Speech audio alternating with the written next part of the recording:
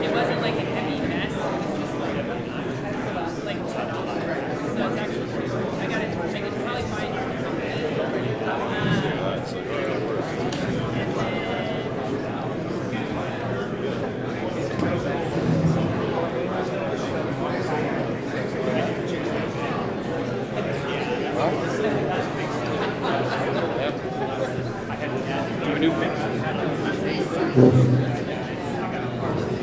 and then I just made like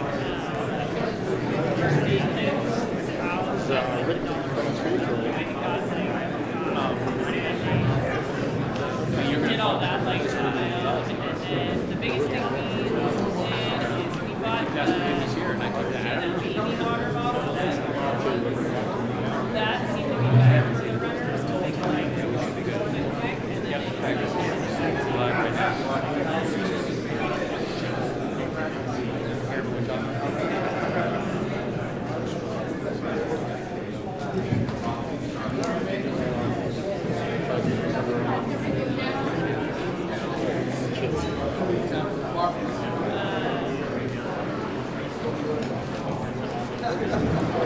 So don't start saying.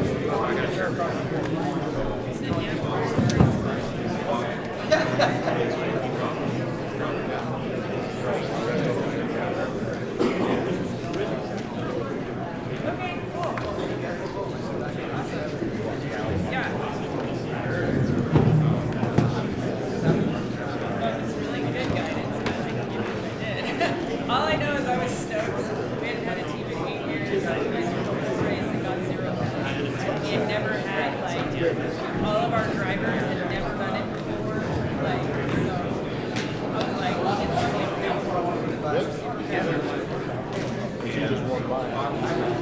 It's like a 15-second delay. Doesn't matter.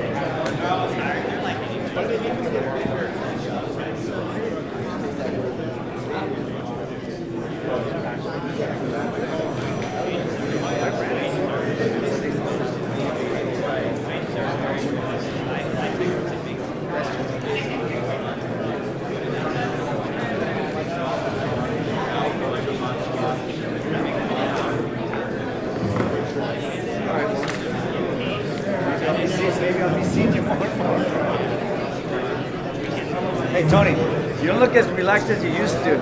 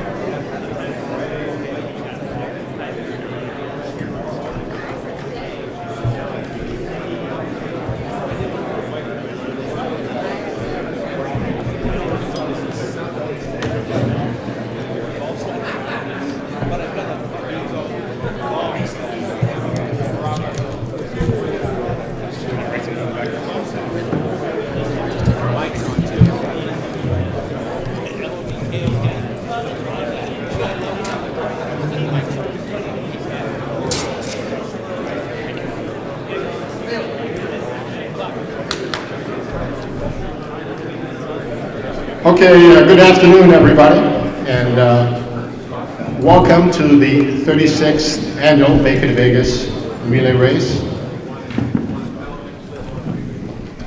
Just a quick announcement: if you're here to pay, or you have your entry fee, your check, Marie is sitting over there on the side. She'll take that from you.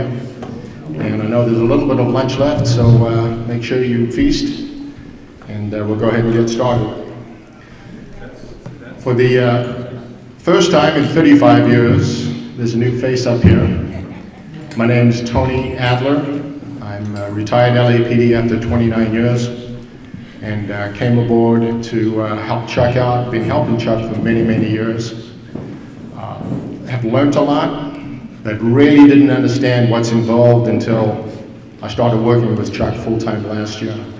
So the learning curve is very huge. All that information and experience and knowledge that Chuck has, all in his head, and nothing was ever written down. And so I've had a huge task of trying to get all that information from him, put it down on paper, and move forward. But luckily, you can see Chuck wandering around the room here today. Chuck has agreed to help me out for at least this year and probably the next couple of years, just so we can get a smooth transition going, and hopefully you as a team captain and the race won't see any difference. So that's what our hope is. One change that you probably will get to see here in the next few minutes is, or the next, from now on, is the change in emails. There's been a little slow in the transition from Chuck's email as the race coordinator over to my email, and I sent out a blast this morning. So if you didn't get it, and it goes out in mass, so please double check your junk folders just to make sure that you did get it. The way the race works, the Baker to Vegas race is hosted by the Revolver Club, Los Angeles Police Revolver and Athletic Club. Within their board of directors, they have a committee called the Baker to Vegas Committee, and they decide policy and direction on which way the race unfolds and the direction they want me to take the race. A subsection of that is the Baker to Vegas Rules Committee.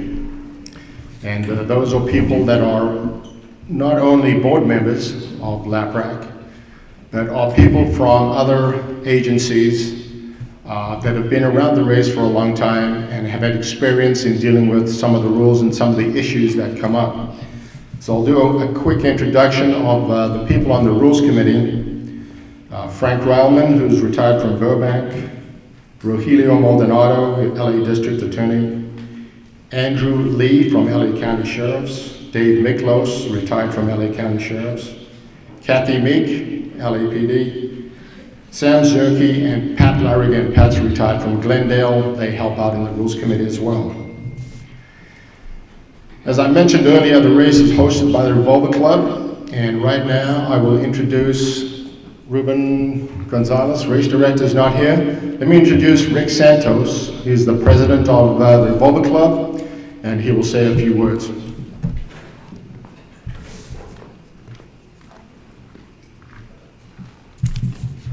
Good afternoon, everyone. Great time, right? Baker to Vegas talk, as if it ever stops. Welcome to all of you guys. I appreciate you guys coming out. This is, for me, a great time. I really get excited about this time of the year when we start talking Baker to Vegas and getting ready for the upcoming race. It's great to see all of you guys out of here. A couple quick announcements. If you notice on either side of me, we have billboards here with an event. This is our first annual Baker to Vegas boxing event. Okay, this is going to be held the night before the race, so we're talking about that Friday night. It's going to be at the Rio. Okay, there's going to be a lot of details to come out, but I mention it because number one, we're going to promote our event, obviously, but number two, it's important that you guys start making your reservations at the Rio to get out there and stay there, because this event is going to be great. We're going to have multiple agencies out there fighting, and it's going to behoove you to be out there rooting for your team. Because there's going to be some stuff that will be explained, but there's going to be a prize out there that everyone's going to want to try and win. And we're talking about entry fees for the following year and things like that. So Make sure that if you guys have some fighters for your agencies, make sure that they're out there, that they're participating, and if your fighter's in the ring, come on out and support your fighters. On the Baker Vegas side, on the race side, there's a couple of announcements that I just want to put out there. We're not going to go into great detail just yet, but there's a few things. Number one, we're adding a category. Okay, the way it's set up isn't quite finalized yet, but just understand that we are going to make changes to the categories. Okay, it'll all be in the rule book. We'll also make sure that Tony sends out an email to everyone, to all the team captains, so that way you're aware of the changes. We're finalizing some of those changes, but I wanted to put stuff out there because I know as a team captain, you start thinking about, hey, what category should we run in? And, you know, what do I need? How many civilians if we're running in a invitational, or how many females if we're running in a mix, so forth and so on. So I want to start putting some of the stuff out there. Also, we're adjusting the who's eligible to actually win the trophy. Okay, so again, it'll only be certain categories, there'll be certain requirements. So again, look for that email. And the eligibility for some of the categories, as I've already mentioned, are going to change. So just keep an eye out for the email. We'll make sure that we get all the information to Tony. When I say we, we're talking about the Baker to Vegas committee, because they're the ones who create all the changes in conjunction with the rules committee. All that information will go out to you guys, so that way you can make the decision on where to place your team, because I understand how important that is in regards to getting a mug. So thank you guys all for coming out. I appreciate it, and I'm going to turn it back over to Tony. Thank you, Rick. And when he spoke about the new categories, I will get into that because we have added 2 brand new categories, and I'll get to that in a second. Chuck reminded me to speak a little bit slowly. I do have an accent. I'm from South Africa 50 years ago, so I tend to speed up too fast, and you might not recognize some of my words, so I'll try to slow things down just a little bit. Let me recognize the head groups that are a major part of this race, and that's the volunteer groups. On the communication side, that's split into 2 groups. Ham Communications, that's run by Joy Matlack, Margie Hoffman, and Jeff Lee. On the MRN Communications, which is Medical Radio Network, they are the internal 911 system for the race. Obviously, we have no communication out there. If you take your cell phone from the start line to state line of Nevada, there's very little cell service. So we've had to recreate all of that, and we do that through MRN. I'd like to thank Ruzi sitting over here and Peter Benjamins. RV support.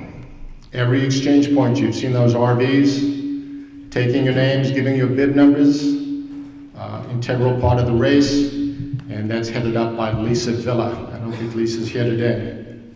Light towers. Middle of the night, when you have those light towers come out, pop up, that's run by Matt and Ayeda Kukowitz. Medical side, this is a huge component for us, obviously. It's run by Dr. Troy Pennington out of Arrowhead Hospital and Robert Seabury. On the motors side, Larry Wehage. The motors function runs basically from the start line all the way into Pahrump, and their duties are escorting runners and basic traffic enforcement. The award ceremony, a lot of work done by Barbara Ginn downstairs in the Laprac admin office. Want to mention 2 other people that are very, very critical to this race. John Marnell, I call him the race course engineer, goes out and surveys the course, gets all the distances right. On the race weekend, he's been out there for a week, making sure all those race exchange points are set up correctly. They've been swept, they've been marked, and people know what to do when they get there. And lastly, Dave Welts. Dave runs both the start line and the finish line. And that's a hard 48 to 72 hours for that man. He comes out of Idaho to do that for us. In the room today, I've mentioned Marie taking the entry fees. We have our Laprac apparel, which is run by Debbie. She's got some stuff left over from last year. And we also have Joyce Peters and Mark Abrams from Mobile Relay Associates. They rent out radios for the race. And Mark tells me that he's got some giveaways today. If you look on the table, you'll fill out a form right now, give it over to Mark, and at the end of the meeting, we'll do a draw and we'll announce the winners. A couple of gift cards and boxes of chocolates, I think you said, right?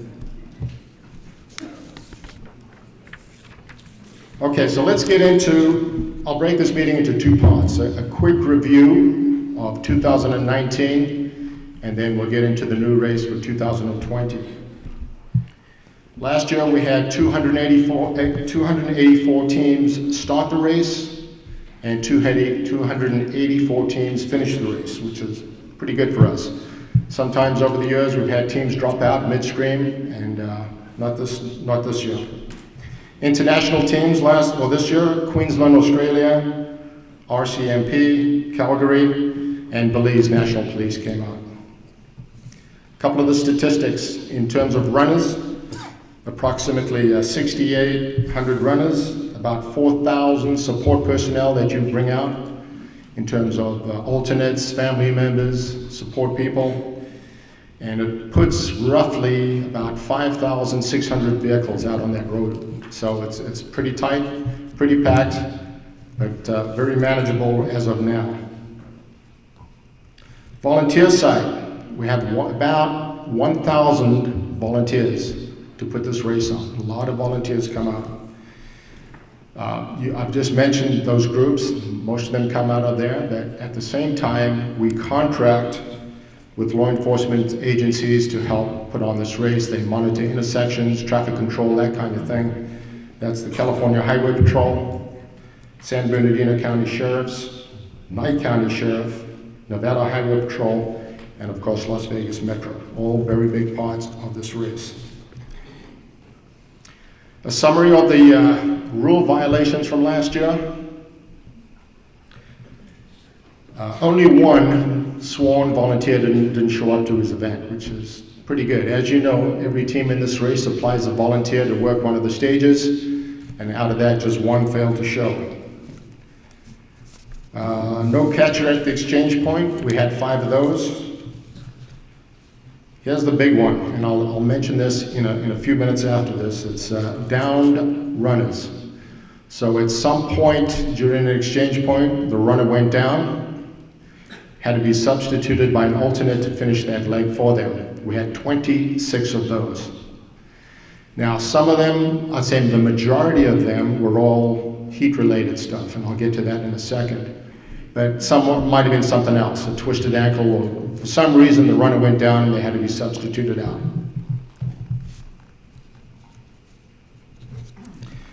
We had a couple of vehicle code violations. We had 4 of those, and generally what that means is someone from your team, someone associated from your team, someone that had your team number on the vehicle window was caught speeding or did some kind of vehicle violation out of the road that was reported to the Rules Committee. So just remember that it's not just you and your support that are looked at out on the race course. It's everyone that comes out with you, because the vehicle should be marked with your team number on it. I mentioned the major groups, and I'll go over just how they did last year. RV support, there was no major problems there. Neither was with motor support in terms of escorting runners. Radio communications, we had 350 hand communication people out there. And these people are deployed at the exchange points and also at the 1 mile out. And so when they see the runner coming 1 mile out, they'll announce to the exchange point that the runner is approaching, just to kind of give you a heads up, or give the runner a heads up that they've got a few minutes before they go. They're also, their major function is to back up the timing as well, and to report any kind of major medical emergency if the MRN fails to work. So that's a big function for the hand communication. Also out there, we have Ham Safety Patrol. This is a group of people organized that we have at least two vehicles per leg. And this extends from the start line through stage 8. And their major function is to look for runners going down and report it to the command post. And they were very effective last year in doing that. They caught a lot of runners going down that had issues and were able to get help to them quickly. When you're out there on the race course, the only thing you really have in that follow vehicle is your FRS radio. It doesn't go very far. Sometimes you might get to an exchange point through that radio, but most likely not. And so the safety patrol, that's part of their function, and they were able to catch a lot of that and report it to our command post.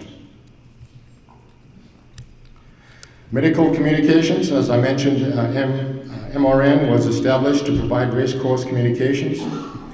Their command post, or a command post, was set up at the Westgate Hotel. So any type of medical emergencies that's related to the race goes to the command post, where we have dispatches. This year we had dispatches from Riverside Sheriff's, run by Chris Story, who's out of the Los Angeles County Sheriff's Department. Worked very well, very effective, and was able to get the response that was needed to the downed runner. And I'll get to exactly what happened and how many were transported here in just a second.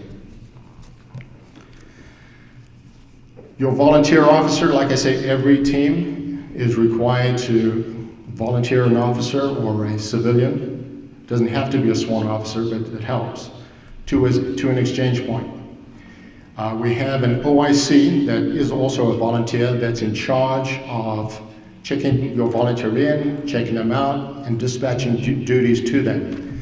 So they are a critical part of it. Race timing. A gentleman named Dan Witten, who's not here today, did the race timing for us last year, or this year. He's going to do it again for 2020. Very, very complicated system.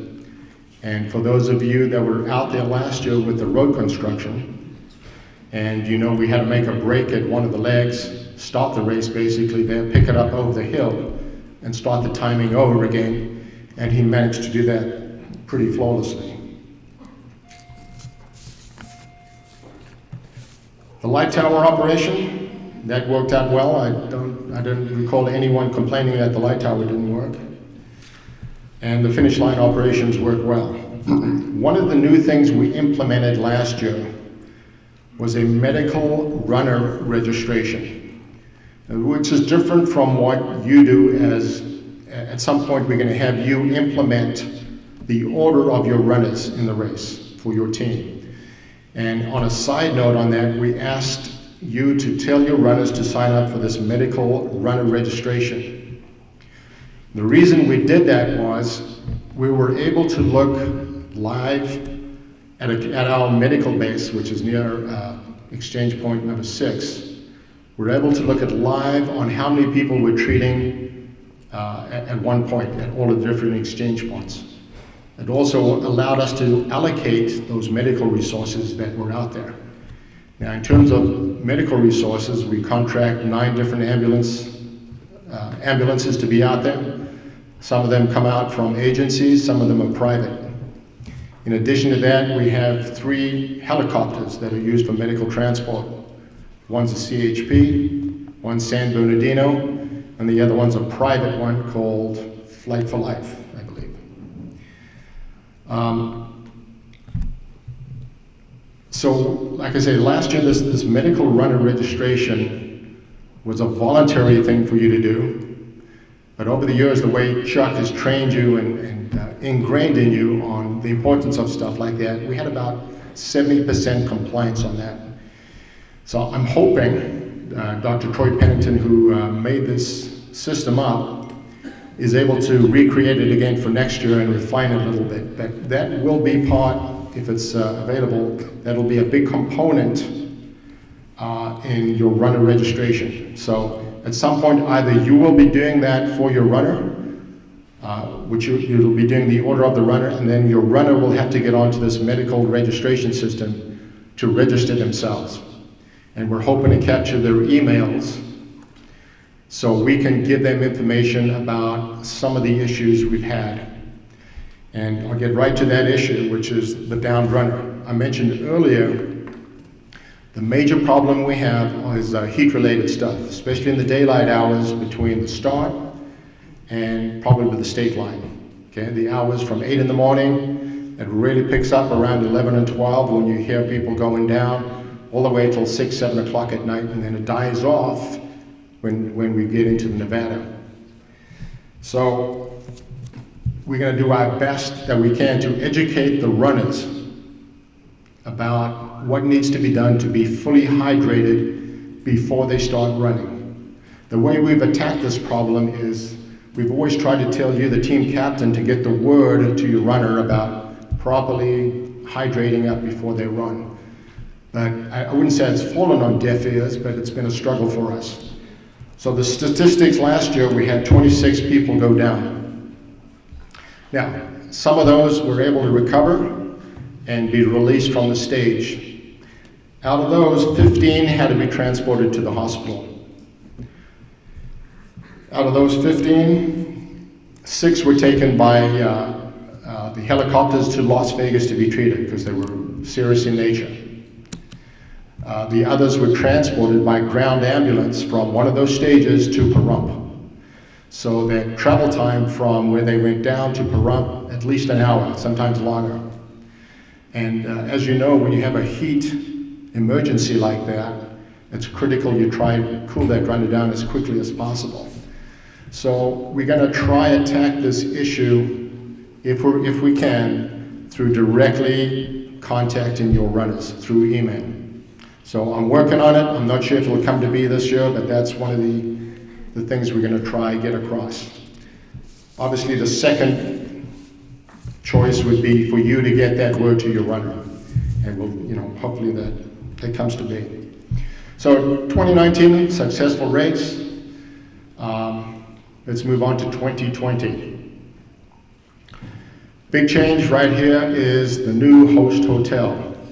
The Rio Hotel is now the host hotel.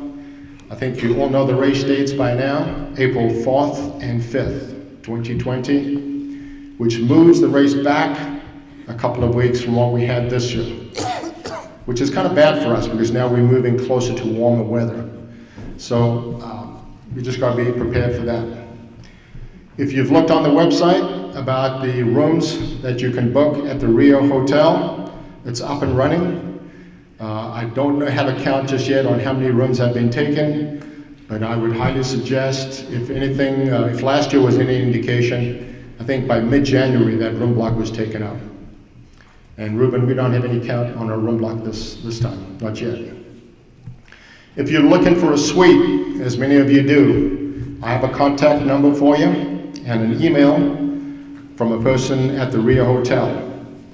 Contact this person directly. He can help you with the suites. His name is Jason Wilken. Wilken spelled W-I-L-K-E-N. Phone number of area code 702-667-1749.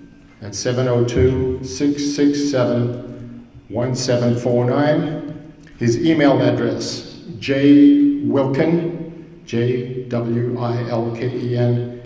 at Caesars.com. I don't want to mess up the spelling, Caesars.com.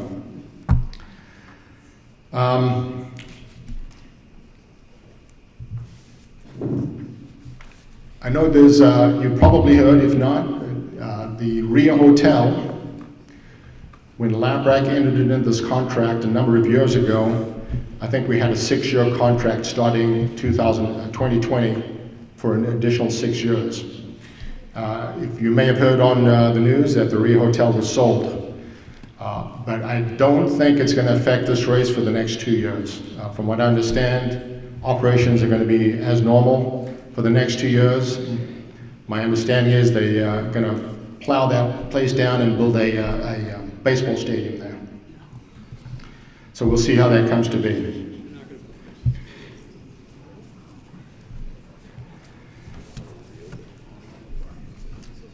Now, the finish line. If you remember last year, the finish line was inside the Westgate Hotel. And luckily, nothing will change as far as the finish line this year, other than it'll be inside the convention room of the Rio Hotel. So we've engineered a last stage, stage 20, will be the same distance, 4.6 miles. You'll start out where the exchange point was, which was at Desert Inn and Jones, and continue on down eastbound on Desert Inn like you were going towards the Westgate this year. At some point, we're going to meander off that path and come in on the backside of the Rio Hotel parking lot where the follow vehicles will be parked. It's a huge parking area. The last runner will split off, run through the employee lot into the convention room, and the setup is almost identical to the Westgate, other than it runs a different direction. So the finish line will still be inside the hotel, the Rio Hotel. They have a built-in stage, and you'll have Pete Dimitriou's voice booming like he always does. The entry fee. Entry fee will remain at $2,200 like it was this year. When making out well, let me step back for a second. Your volunteer assignment is predicated upon your date of entry of your entry fee, or the date of entry of your check. As of today, I think we're about 120 teams that have paid already. So make sure you start working on that if you haven't already. Those volunteer assignments are hard to come by, especially when if you're paying towards the end. And you'll have someone stuck in an undesirable position if that's the case. So try to get those checks in. On the website, it'll tell you the address on where to send that check. Please do me a favor. I got a check today from somebody, and it was just a check made out to Vegas. No team number on it, no nothing. It came from a credit union back east somewhere, and I had a hell of a time trying to figure out what team it came from. Eventually did it. So when you submit the check or mail the check in, please attach your team number with it and your team name. Help us out greatly. And I was also being told from Marie that when you put lap rack in the written portion, put a little dash and then Baker to Vegas right after that, so we know what account that goes to. The deadline for the entry fee, December the 4th, coming up here. And that's kind of important this year because for many years, Chuck had always preached about the limit of being 300 at this race. And I think last year we touched at, like I said, we started with 284, but prior to that, we had broached 300 teams. Well, we blew right through that this year. I think on the system, I've got about 307 teams. And knowing that I could take 300 because there were a number of teams that were dropping out. And so filtering it back out, we're probably just below or right at 300 teams. And I have a team approach me today, the LAPD Reserves wanted in. And right now I have about 3 or 4 teams on that wait list because I've got to see exactly where I'm at. And once we reach 300, we're probably not going to go above that. It's just too hard on our volunteers, the number of vehicles out on that race course, and logistically it's very hard to manage that number. So I think we're right at 300. As Chuck has always mentioned in previous years, we always cut back. A number of teams will drop out, as expected this year. So best guess would be between 295 and 300 for the teams that start this year. I've also received a couple of calls or a number of calls from people who have sent in the check, but weren't quite sure if we have received it. And there is a way to check it, and I just haven't put that information out yet. There's something called a cross-reference list, which I will send out probably within the next week. And on that, it'll tell you who has paid and who has not. And it doesn't come out directly and say it, and it'll be too confusing for me to try address that now. But when I send it out in the email, you'll be able to look up to see which teams have paid and which teams have not. The refund schedule. Once you pay the check, and as you progress down the race, and for some reason you have to drop out for one reason or another, LAPRAC has come up with a refund policy. So up to December 24th, through January the 1st, you'll be able to get a full refund of $2,200. From January 2nd to February the 5th, it drops down to $1,200. It's a big drop. February 6th through March the 4th, back down to $900. March the 5th through March 27th, $700. After March 28th and on and to the race, there's no refund. So again, if you haven't had a chance to write that down, when I send out the minutes next week, I'll put that in there. So there is a refund, just be advised of it. If you are paying by check, the amount is, I said, is $2,200. If you're paying by credit card, which you can do, Marie will take it over the phone, there's a 3% charge on top of that.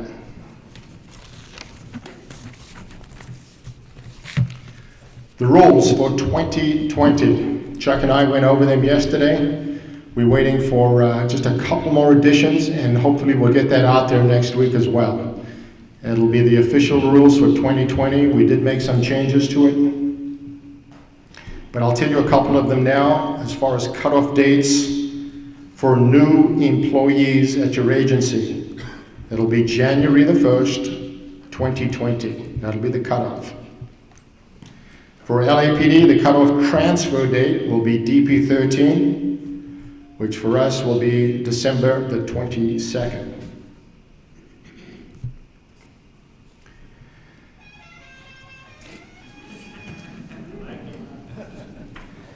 For the invitational categories, just a reminder, you need at least 2 non-sworn runners.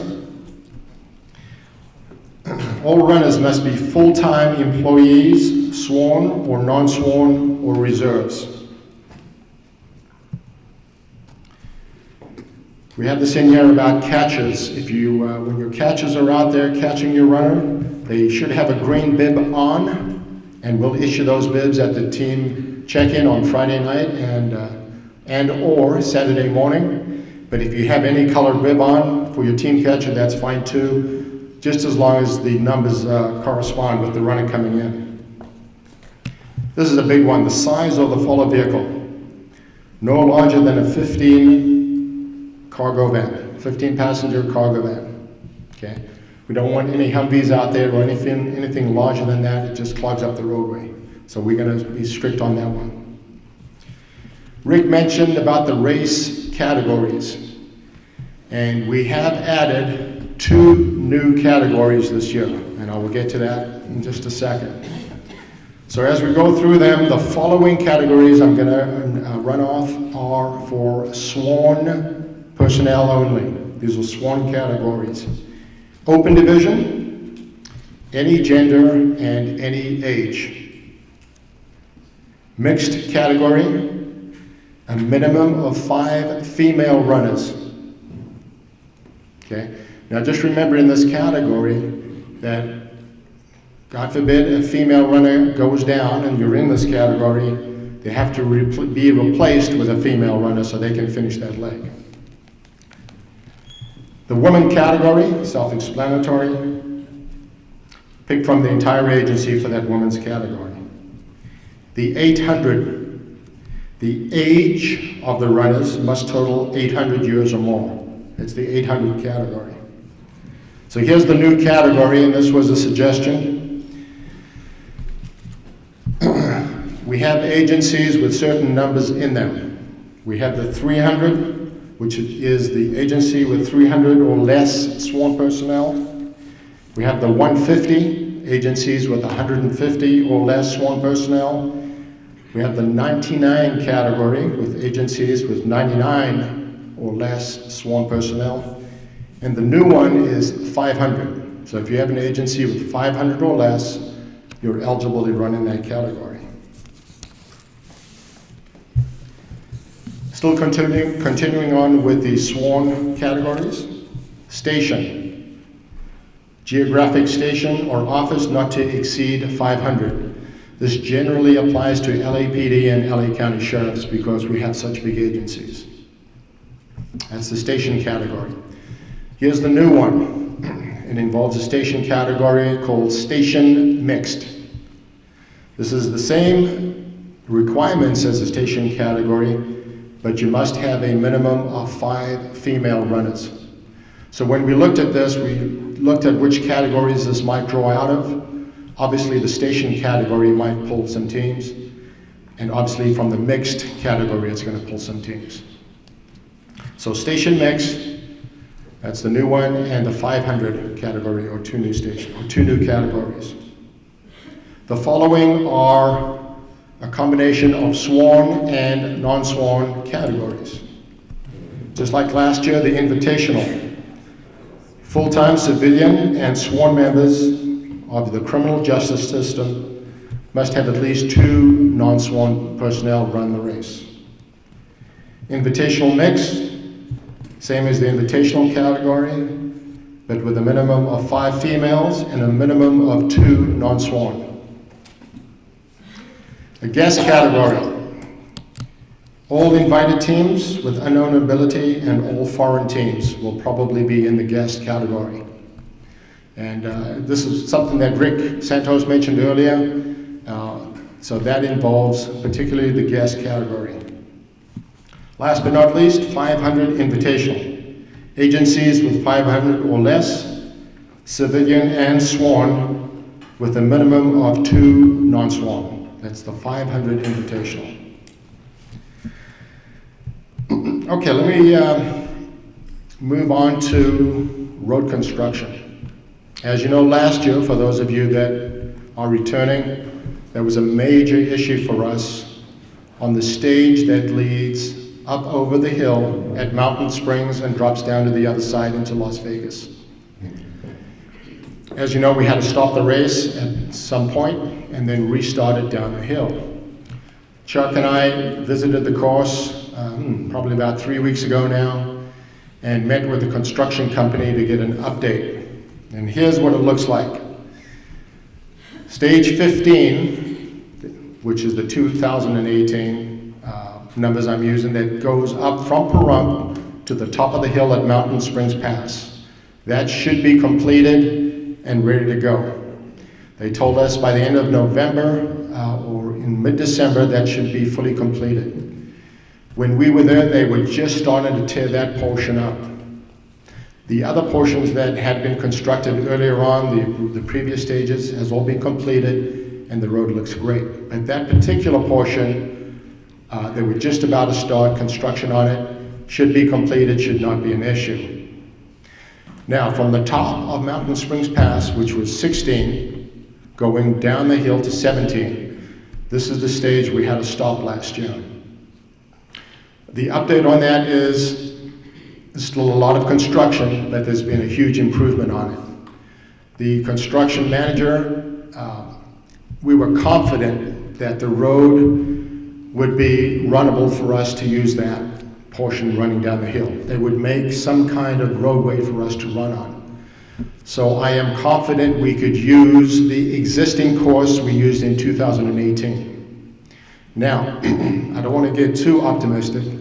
I'm going to go back out to the race course in December and probably again in January or February just to make sure that that's what it's going to be. And we'll make a final determination probably around January or February. It just depends on what we see.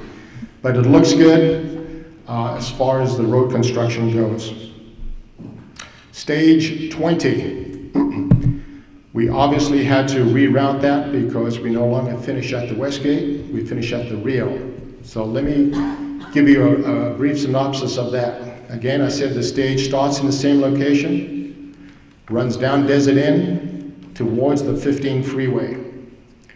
Right at Valley, it's got a street called Valley View. If you made a right turn on Valley View, you would go towards the Rio. We're actually going to make a left turn on Valley View, so we'd be going northbound. Either the first or second street, we haven't finalized it right just yet.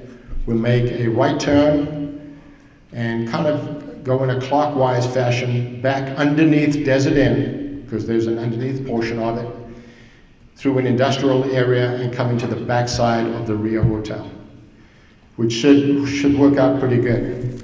I'm confident we can make that work. The groundwork has been laid with Las Vegas Metro to get the approval on that. And I tried to call him yesterday to find out where we're at with it. And when he gets back to me, I'll update you with it.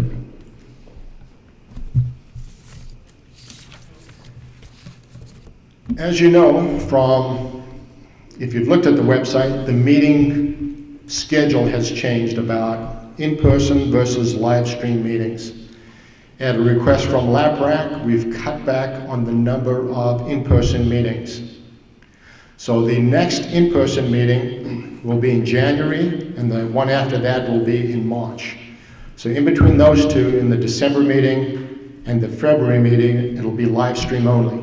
So we're live streaming right now. It's directly from the website, and people are watching as I speak, which provides a little dilemma for us in terms of how we dispense the t-shirts.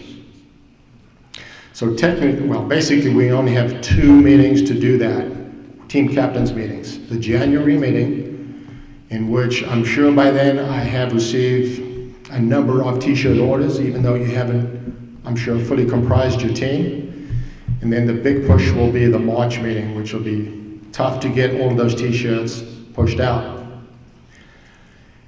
We will have another t-shirt pickup schedule, and I want to try to do this probably mid-February.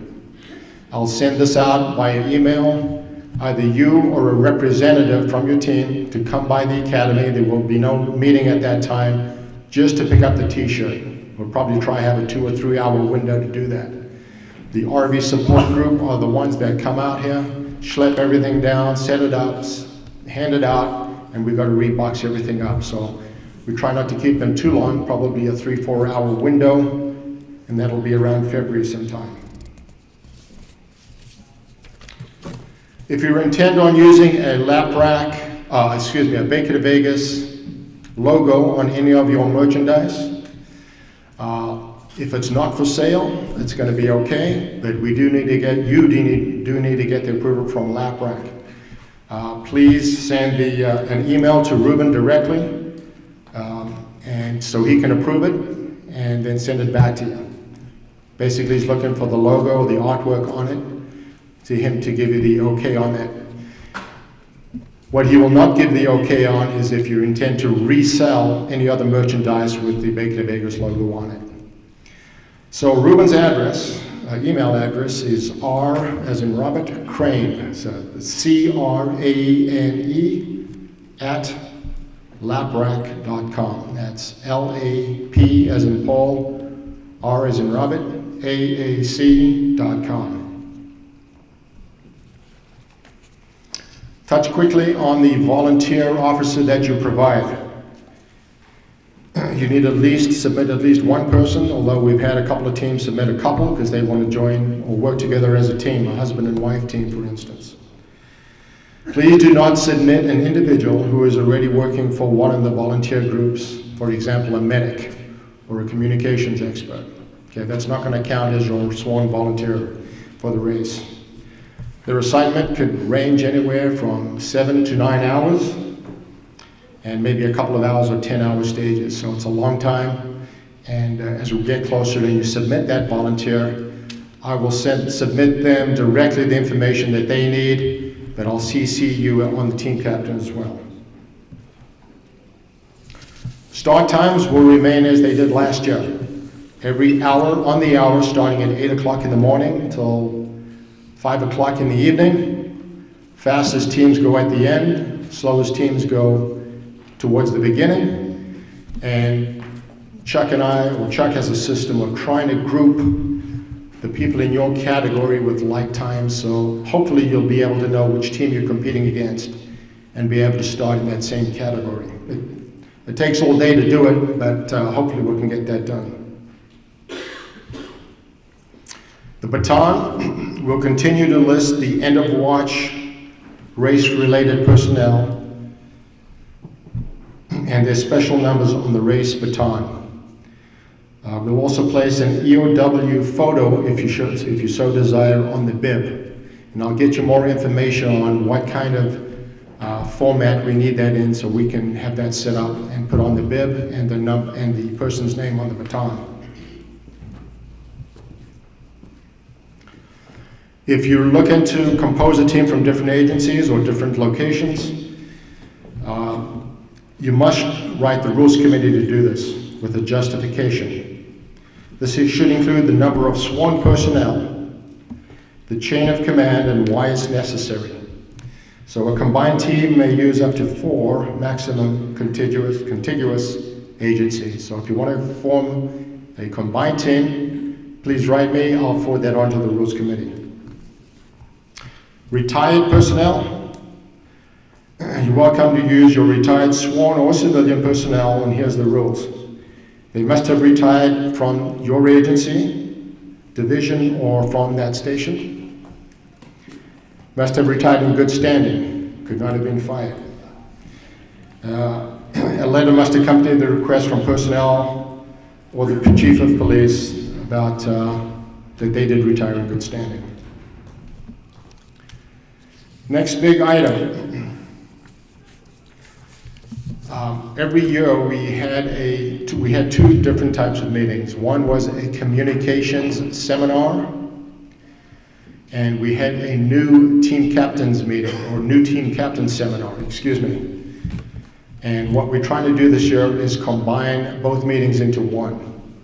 So I'll be sending out the information.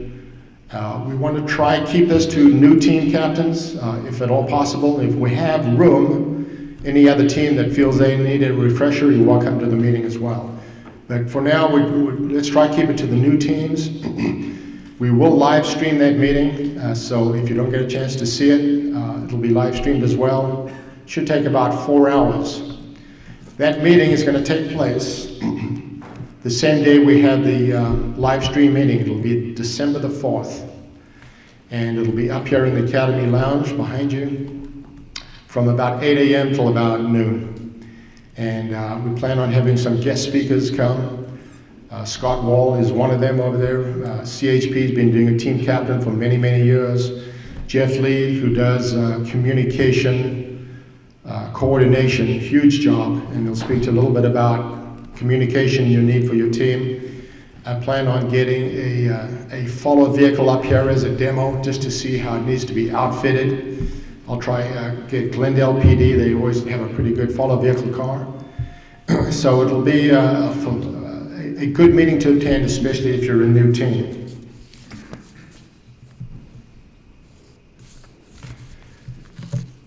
If you're interested in a couple of training runs for your teams, I have not heard from LA County Sheriffs for their mug runs. So, try to get a hold of Dan Whitten. If there are available, anyone knows in this room here, please let me know and I'll get it out in the minutes to follow.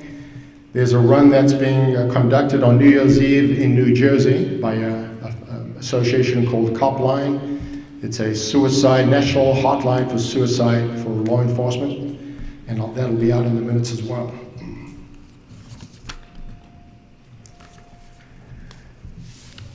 That's all I have. I'm going to try to keep these meetings to under an hour. I'm not sure what the time is. I don't know if I've gone under or over.